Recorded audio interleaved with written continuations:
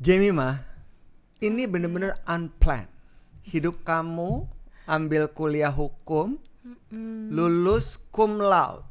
Puji Tuhan. Pikirannya pasti ingin bekerja di firma, Betul. law firm, ngatur-ngatur apa. All of a sudden, semesta berkata berbeda. Betul.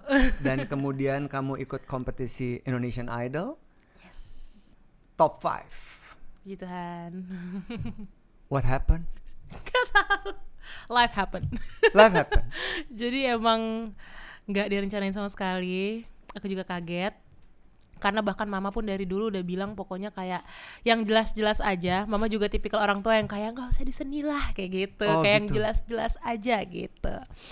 Cuman gak tahu ya namanya Tuhan mungkin menggerakkan hati dia. Jadi pas aku mau audisi yang akhirnya aku dipanggil ke ya juri gitu lah ya, itu pun mama masih gak bolehin. Masih yang kayak gak boleh keluar dari rumah, gak boleh, kan itu harus berangkat ke ya stasiun TV itu kan. Yeah. Nggak boleh gitu awalnya, sampai aku nangis, aku doa, aku bilang Tuhan lembutkan hati mama lah gitu, biar ya aku udah kadung nyebur gitu. Dan menurut aku pada saat itu suatu opportunity yang bisa mungkin membawa aku ke suatu tempat yang lain gitu. Karena aku memang dan udah went viral juga. iya, dan aku memang tipikal anak yang suka nyoba-nyoba, emang serandom itu. Maksudnya kayak kalau misalkan lagi padet, lagi hektik, aku pasti nggak akan kepikiran mau nyoba hal lain. Cuman kan during that time lagi pandemi, dan emang beda banget kuliah di rumah, bengong kayak ngeliatin tembok, nggak jelas gitu loh Kak. Dan aku bukan tipikal orang yang bisa kayak diem di rumah, nggak bisa. Bahkan my study kayak seumur aku kuliah aja, aku selalu lomba biar aku tuh gak gabut. Jadi bukan tipikal kupu-kupu banget deh, definisi yang kayak anak kalau bisa tidur 2 jam gitu, biar diisi aja gitu kegiatan. Jadi mama dengan bingungnya, ya nih anak kenapa tiba-tiba jauh banget melenceng. Tapi mungkin Tuhan menggerakkan hati mama. Jadi akhirnya ya udah dia ngizinin aku untuk ikut gitu. Itu mukjizat sih jujur. Itu last minute banget, H-2 aku harus berangkat, itu baru dibolehin sama mama. Jadi aku belum bisa packing, belum bisa apa sampai H-2. Dan ini jadi masuk idol juga karena gabut dong sebenarnya. Iya. Karena berkat dari pandemi. Iya, iseng. Jadi emang bener-bener kayak gak tahu itu audisi. Aku cuma ngonten ngeduetin Ziva kalau gak salah waktu itu, atau Lily atau Titi, aku lupa. Mereka ada bikin konten yang ternyata konten itu audisi. Jadi yang aku tahu ajang itu audisinya selalu ya ngantri yang kayak di TV-TV kita biasa lihat. Cuman memang karena waktu itu lagi special season, lagi pandemi, jadi ya udah beda caranya dan aku nggak tahu. Dan ternyata yang kontennya aku duetin itu adalah audisi. Dan aku tiba-tiba di contact by DM yang aku kira itu juga scam, sampai akhirnya salah satu yang petingginya gitu lah ya nge-comment di postingan aku kayak, Jemimah tolong ya dibaca DM-nya, and I was like, oh ini serius berarti gitu. Terus abis itu dia nge-kontak aku, nge-reach aku untuk ya ikut audisi lebih lanjut. Nah di situ baru kayak, oh wow, ini kayaknya seru gitu, something new. Karena aku nggak pernah kepikiran sama sekali akan masuk ke entertainment, showbiz, kayak nggak pernah. Jadi kayak kepo aja. Iya, the opposite, exact the opposite. Kayak yang satu kiri banget, otak kiri banget, kayak strict banget. Yang satu lagi kayak lu harus liar fluid, gitu. Iya gitu. Jadi wah, itu luar biasa sih waktu itu. Bingung banget sih. Kamu kan only child. Yes. Almarhum ayahmu adalah American, Black American. Yes. Ibu kamu adalah dari Sumatera Utara. Iya. Itu kan kental sekali dengan power ya. Oh iya. Kita tahu orang-orang Sumatera Utara, orang Batak khususnya kalau nyanyi tuh bisa falsetto tinggi banget. And Black American apalagi, you name it. Jadi ada percampuran kultur gitu ya, yang membuat power suara kamu itu dan kualitas suara kamu unik dan berbeda. Tapi gak pernah kepikiran untuk jadi penyanyi juga? Enggak, karena dulu gak bisa nyanyi. Aku tuh baru bisa nyanyi selesai kompetisi itu Kak. Jadi emang dari kecil ya mama cuma mengenalkan kayak, hai ini musik. Tapi kayak udah that's it. Kayak mama kenalin ada Michael Jackson, ada apa. Terus aku yang mulai explore sendiri. Aku suka musical, jadi aku kayak nonton Glee, High School Musical, Camp Rock pada zaman itu kan itu hype banget. Terus ya udah aku cuman sebatas itu aja. Bahkan pas aku SMA itu mamah yang kayak agak ngide kayak kamu kayaknya bisa nyanyi sih, cuma kayak coba les dulu bentar 1 tahun di Elva gitu biar. Mama bisa nyanyi tapi? Enggak. Sama sekali? Enggak, tapi opungnya mama bisa. Jadi buyut aku ya bisa. Jadi emang lumayan jauh gapnya dari buyut ke aku kan agak jauh ya gitu. Cuman emang ternyata aku dapat darah musiknya. Pas coba latihan kursus bisa sih, cuman yang kayak nggak passionate untuk kayak tampil, kayak masih demam panggung gitu-gitu. Aneh banget deh. Terus pas aku udah kuliah, aku kan sering ikut kompetisi peradilan semu. Dan di kompetisi peradilan semu itu kan kita dituntut untuk tampil di depan podium, berdebat dengan sangat, ya pokoknya sangat logis, ngambil argumen A, B, C, D, E gitu-gitu kan. Yang mungkin dari situ membentuk kepedean aku kali ya, kayak dari situ mungkin muncul confidence ya, sampai akhirnya pas lagi di ajang, ya ternyata aku udah nggak demam panggung lagi, tapi masih belum bisa nyanyi.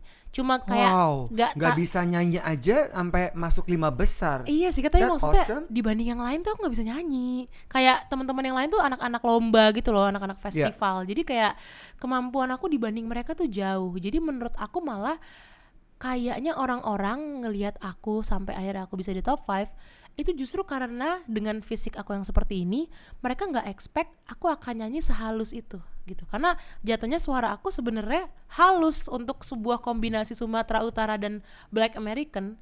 Aku jatuhnya tuh halus. Kenapa? Mungkin karena emang aku dari dulu juga nggak dididik untuk menjadi penyanyi yang festival and powerful. Karena emang gak pernah dilombain, gak pernah belajar yang emang seserius itu, cuman yang kayak biar bisa basic skill aja. Jadi kayak dari situ kebentuk warna suaraku yang ternyata gak sepowerful dan sebold tebel orang-orang Batak dan Black American yang lain. Itu mungkin yang membuat orang kayak agak, kok bisa ya suara dia kayak gini, padahal dia bentuknya begini, gitu kayaknya sih. And you see as what? As uniqueness? Aku seneng sih, karena memang aku bukan tipikal orang yang juga kayak suka banget lagu-lagu festival.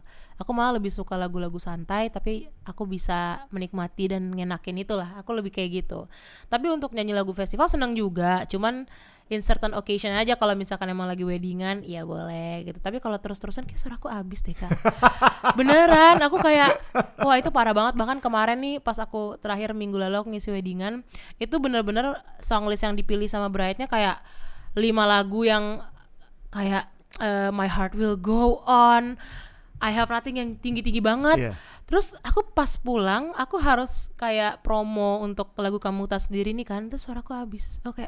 Ini single pertama kamu nih ya. Single keempat. Jadi aku bener-bener kayak gitu pas lagi nyanyi, terus aku kayak emang bukan build untuk lagu-lagu festival gitu. Capek suaranya. Pernah ngukur gak oktav sampai berapa oktav? Enggak lagi, cuman aku tuh tipikal yang kayak kalau misalkan lagi ada challenge apa, misalkan kan di TikTok suka ada challenge vokal apa gitu-gitu, aku suka ngikutin, terus kayak oh bisa, oke, udah gitu doang. Gak pernah yang kayak gue harus tahu gue sampai di berapa oktav berapa, gak pernah sih. Gak pernah sekepo itu, mungkin ya salah. Jam, saya tuh tertarik begitu di belakang panggung kamu merasa mau give up ya waktu di kompetisi itu. Itu point of view yang sangat berbeda dari kebanyakan orang yang ikut festival. Yes. Atau kompetisi ya, bener bisa banget. dibilang. Bener banget. Jadi memang bisa dibilang mental aku tuh jauh banget dibanding. Jadi bukan cuman skill aku, tapi mental aku juga jauh banget dibanding teman-temanku yang lain.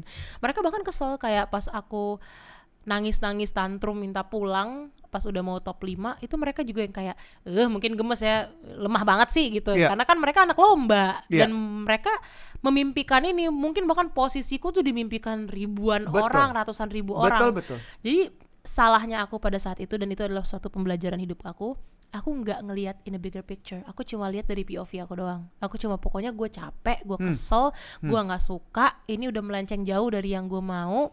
Ini mengganggu lomba gue. Jadi pada saat aku lagi lomba idol itu, aku juga lomba peradilan semua juga. Bener-bener linear barengan. Dan pada saat itu kan ini hal baru ya idol. Dan aku kesel jadinya kayak nggak suka yang ini ya, maunya yang ini gitu. Tapi kayak udah kadung kerjain dua-duanya. Tapi jadinya di dalam kompetisi itu mungkin aku yang bisa dibilang paling jarang tidur. Jadi aku nggak punya waktu tidur.